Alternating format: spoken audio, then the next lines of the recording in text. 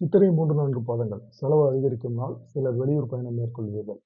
சுவாதி வியாபாரத்தில் கூடுதல் கவனம் தேவை. பயணத்தில் எச்சரிக்கை அவசியம். பணம் வருவதில் தாமதமாகும். விசாகம் 1, 2, 3 பாதங்கள். வழக்கமான செயல்களில் ஆதாயம் காண்பீர்கள். வரவு திருப்தி தரும்.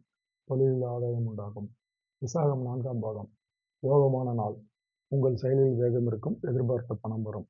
அனுஷம் உங்கள் முயற்சி வெற்றியாகும். வியாபாரத்தில் எதிர்பார்த்த ஆதாயம் உண்டாகும். கேட்டை தொழிலில் ஏற்பட்ட பிரச்சனைகள் விலகும். எதிர்பார்த்த வரவு வந்து நெருக்கடியை நீக்கும்.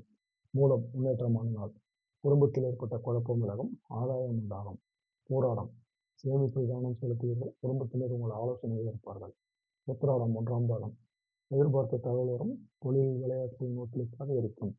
உத்திராடம் 2, 3, 4 பாதங்கள். நன்மையான நாள். 2 நாட்களாக இருந்த நெருக்கடிகள் நீங்கும்.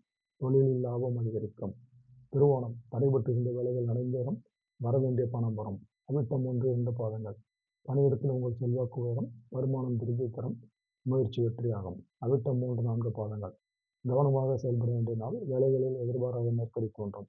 சதயம் மனதில் குழப்பம் அதிகரிக்கும். செயல்களில் தடுமாற்றம் ஏற்படும். பிறரை நம்ப வேண்டாம்.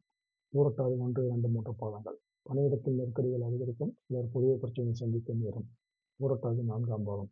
நினைப்பது நடத்தி ஆதாயம் காணும் நாள். வரவேண்டிய பணம் வரும். உத்திரட்டாதி தடைப்பட்ட வேலைகளை முடிப்பீர்கள். குடும்பத்தில் இருந்த நெருக்கடிகள் விலகும். ரேவதி உங்களுக்கு எதிராக செயல்பட்டவர்கள் மனம் மாறுவார்கள். வருமானம் திருப்தி தரும்.